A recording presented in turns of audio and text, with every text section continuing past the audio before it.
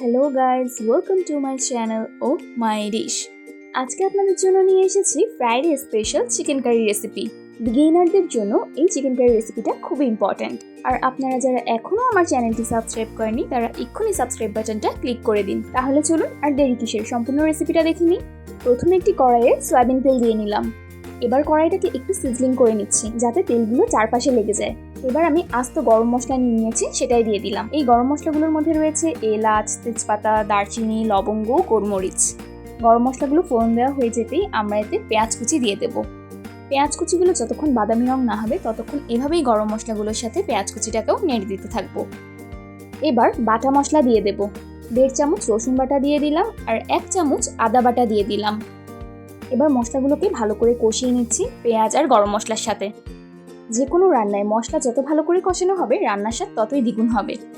এভাবে বেশ কিছুক্ষণ মশলাটা ভালো করে কষিয়ে নিতে হবে। এরপর আমরা সামান্য একটু পানি দিয়ে দেব।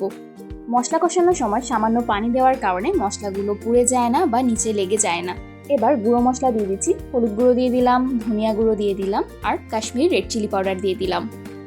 কাশ্মীরি রেড চিলি পাউডারটা দেওয়ার কারণে রান্নার কালারটা দুর্দান্ত আসে। এবার বাটা মশলা, গরম মশলার সাথে গুঁড়ো মশলাগুলোও ভালো করে কষিয়ে নিচ্ছি। সবগুলো ভালো করে মিক্স করে নেওয়া হয়ে গেলে আরেকটু পানি দিয়ে দেবো। আপনারা সবাই আমাকে তালের পিঠা আর তালের কাপকেকের রেসিপি দেওয়ার রিকোয়েস্ট করেছিলেন, আমি দিয়ে অনেক ভালোবাসা পেয়েছি আপনাদের থেকে। এরপর আপনারা নেক্সট কোন ভিডিও চান সেটা আমাকে অবশ্যই কমেন্ট সেকশানে জানাবেন। কিছুক্ষণ পর ঢাকনা খুলে দেখি মশলার উপর তেল উঠে এসেছে, তার মানে আমাদের মশলা কষানো সম্পূর্ণ হয়ে গিয়েছে। এবার আমরা কেটে রাখা চিকেনগুলো দিয়ে দেব।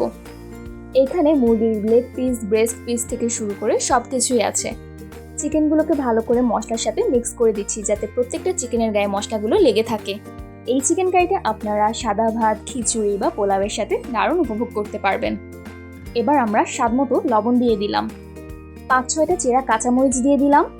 একটু ঝাল ঝাল না হলে তো আর মজা লাগে না, কিন্তু আপনারা যদি একটু কম ঝাল খেয়ে থাকেন তাহলে পরিমাণটা আরেকটু কম দেবেন। ভালো করে নেড়ে চেড়ে ঢাকনা দিয়ে দেবো। কিছুক্ষণ পর ঢাকনা খুলে মুরগির মাংসটা ভালো করে নেড়ে চেড়ে দেবো। আবার রান্নাটা করার সময় লক্ষ্য রাখতে হবে চুলোর আঁচ যাতে মাঝারি থাকে। মাঝে গেছে রান্নাগুলো খুব মজা হয়। এর মাঝে আমরা অর্ধেক করে কিছু আলু ফ্রাই করে নিয়েছিলাম, সেগুলোই দিয়ে দিলাম। মুরগির সাথে একটু আলু থাকলে ব্যাপারটা অনেক জমে ওঠে। ভালো করে আলুর সাথে মুরগিগুলোকে মিক্স করে দিচ্ছি। ভালো করে নাড়া হয়ে গেলে আমরা সামান্য গরম পানি দিয়ে দেবো ঝোলের জন্য। ঝোলটা যতটুকু রাখতে চান সেই অনুযায়ী পানি দেবেন আপনারা। এরপর ঢাকনা দিয়ে ঢেকে দেবো। কিছুক্ষণ পর ঢাকনা খুলে দেখি টকবক করে ফুটে উঠেছে। ফাইনালি আমাদের চিকেন কারি রান্না করা শেষ। এখন আমরা চিকেন কারিটা সার্ভ করতে চলে যাব। দেখলেন তো আপনারা কি সহজে চটজলদি তৈরি করে ফেললাম মজাদার চিকেন কারি। আপনাদের যদি আমার আজকের ভিডিওটি ভালো লেগে থাকে অবশ্যই লাইক দিয়ে পাশে থাকবেন। সবাই ভালো থাকবেন, সুস্থ থাকবেন আর ও মাই ডিশের সাথেই থাকবেন। আল্লাহ হাফেজ।